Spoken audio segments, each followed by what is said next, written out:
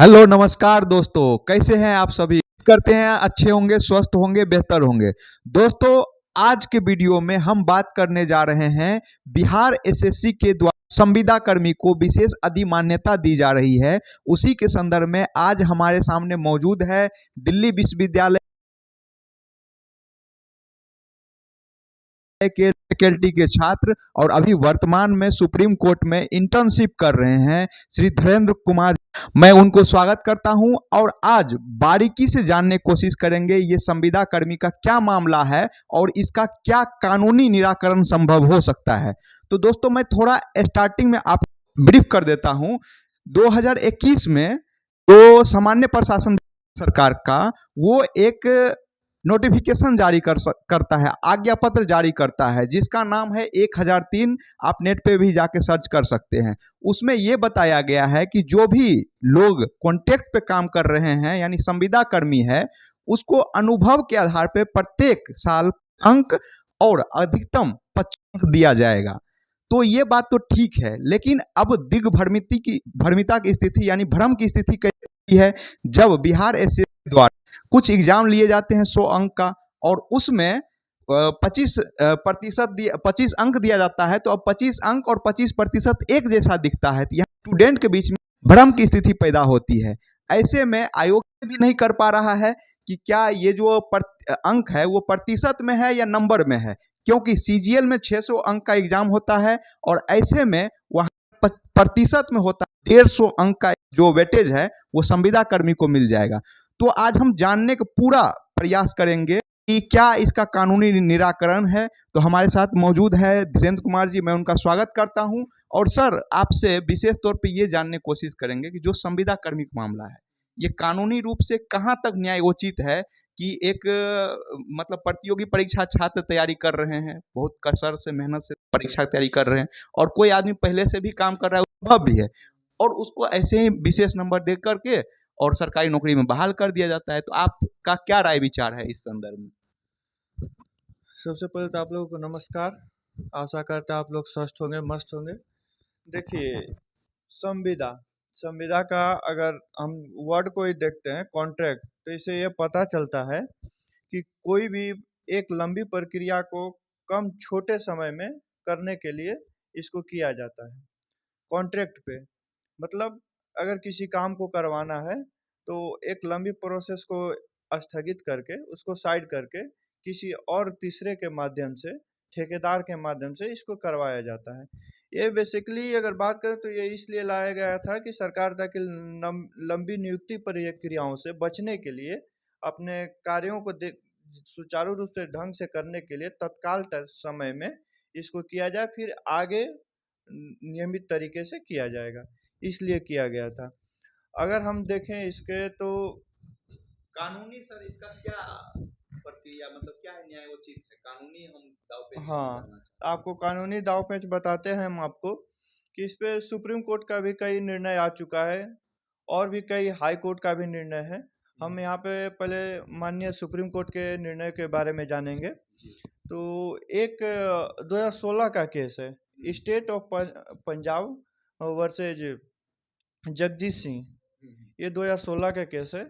इस केस में माननीय सर्वोच्च न्यायालय ने ये बोला कि जो संविदा कर्मी हैं जो कॉन्ट्रैक्ट बेसिस पे बहाल हुए हैं, वो चूंकि सामान्य कार्य करते हैं तो इसलिए उनकी कोई राइट इन्फ्रिंज ना हो। जो संविधान में उनमें सामान्य कार्य के लिए समान वेतन की बात कही गई है तो इसका उल्लंघन ना हो, इसलिए सुप्रीम कोर्ट ने उस समय ये कहा कि इनको सामान्य कार्य के लिए समान वेतन तो दिया जाएगा, लेकिन और भी अन्य भत्ते जो हैं, मतलब सिर्फ इन्हें वेतन की समानता की बात कही, ये आरक्षण वगैरह की नहीं, या जो अस्थाई नियोजित हैं, अस्थाई तरीके से जो काम करते कर्मचारी हैं, उनको जो भत्ते मिलते हैं और सुविधाएं, बेसिक सुविधाएं मिलती हैं, वो सुविधाएं नहीं मिलेंगी इन्हें। वो उसमें समानता नहीं किया जाएगा, सिर्फ समान वेतन के लिए। लेकिन अभी हालिया में इस 2026 का ही मामला है, 2026 जनवरी का मामला है, सर्वोच्च न्यायालय का ही निर्णय है, नंदयाल नगर पालिका versus state of Andhra Pradesh. इस मामले में अपने पुराने निर्णय को रिवीजन करते हुए माननीय सर्वोच्च न्यायालय ने कहा कि अगर ये जो हाँ संविदा कर्मी जो हैं ये कॉन्ट्रैक्ट ठेकेदार के माध्यम से आते हैं। अब चूंकि ठेकेदार में के माध्यम से आते हैं तो हो सकता है ये रिश्तेदार अपने कहाँ करप्शन का कहीं ना कहीं करप्शन का एक मामला हो सकता है, तो जिसके वजह से अगर इन्हें समान वेतन का भी अधिकार नहीं दिया जाना चाहिए। यहाँ पे समान वेतन का अधिकार भी हाँ हटा दिया गया। और पहले से ये तो आरक्षण की बात कही गई थी जो कि इसमें नहीं मिलेगा, और भत्ते जो मिलते हैं जो सरकारी सुविधाएं मिलती हैं वो भी नहीं मिलेंगी। तो एक प्रकार से कहीं ना कहीं सुप्रीम कोर्ट भी ये चाहता है कि जो नियोजित मतलब कि जो नीतिगत प्रक्रिया है उसके अनुसार आया जाए। सुप्रीम कोर्ट ये चाहता है कि जो एक निश्चित वे में प्रतियोगी परीक्षा की तैयारी कर रहे हैं हाँ वही शासन प्रशासन में है। वही शासन प्रशासन में है। जी, तो सर ये हम और जानना चाह रहे हैं कि अगर इस मुद्दा को लेकर के जो न्यायालय है उसमें अगर छात्र या छात्र के डेलीगेशन जाते हैं तो क्या उसको न्याय मिलने की संभावना है?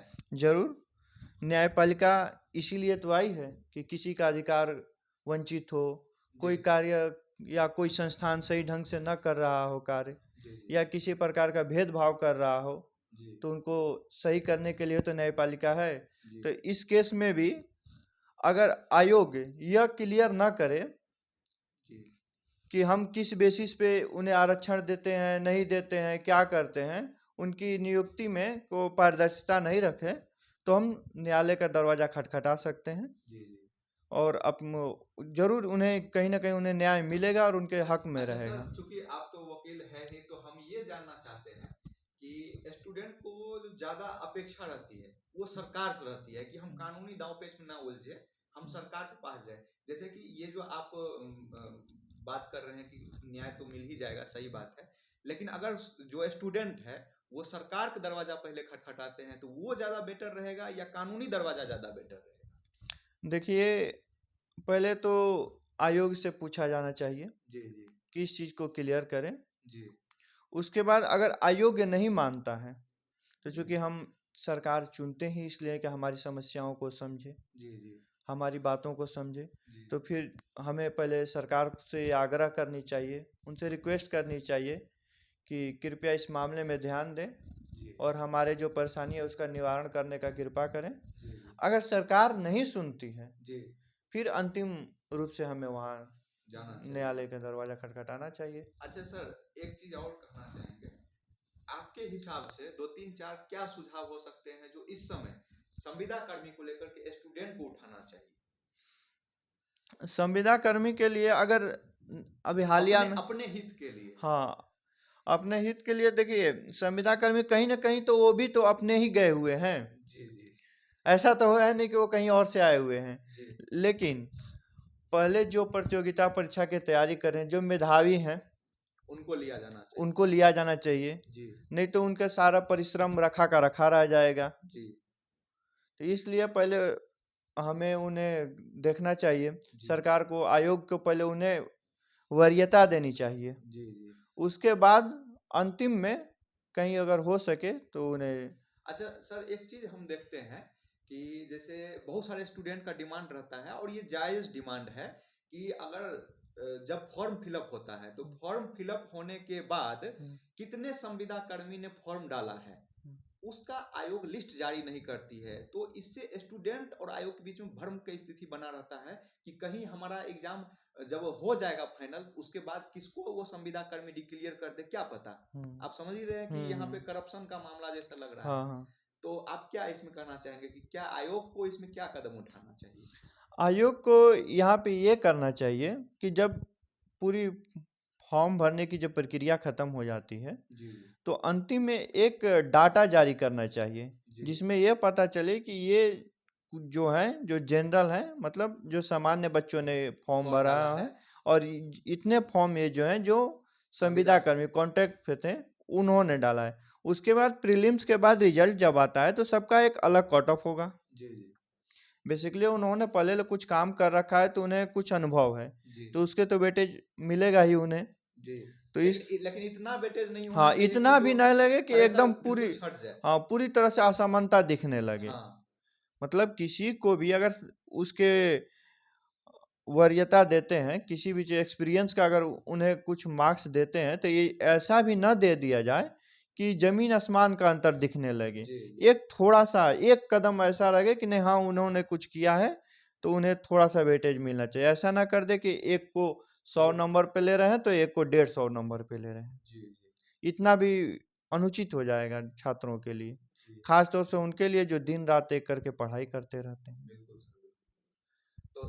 सर आपका बहुत बहुत धन्यवाद। और दोस्तों मैं आपसे ये रिक्वेस्ट करना चाहूँगा कि इस वीडियो में हम टेलीग्राम के लिंक डाल रहे हैं और संविदा कर्मी से संबंधित जो भी आगे की रणनीति होगी हम उसको साझा करेंगे और आपके साथ कदम से कदम मिलाकर सरकार तक भी अपने बात वर्चुअल तरीके से पहुंचाने की कोशिश करेंगे। और जो भी आपके छात्र नेता है उसको भी आपसे कॉन्टेक्ट करवाने की कोशिश करेंगे। आप लोग लिंक से ज्वाइन हो जाइए और साथ ही साथ इस तरह के जितने भी वीडियो बनते हैं उसको आप लोग मैक्सिमम लोग तक पहुंचाया कीजिए ताकि इस मुद्दा को हाईलाइट बनाया जा सके और सरकार तक ये मुद्दा पहुंचाया जा सके। और आपको जो लगता है ये स्थिति एक विकट स्थिति आ गई संविदा कर्मी की, उसका निराकरण सरकार कर सके। हो सकता है कि आप जिसको एक संकट समझ रहे हैं सरकार को ये बात पता ही ना हो, क्योंकि सरकार के पास बहुत सारा काम होता है।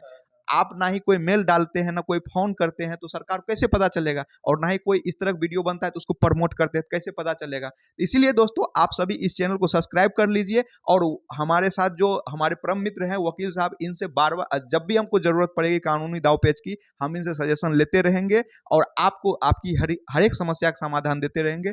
धन्यवाद दोस्तों, मिलते हैं किसी नेक्स्ट वीडियो में। जय हिंद।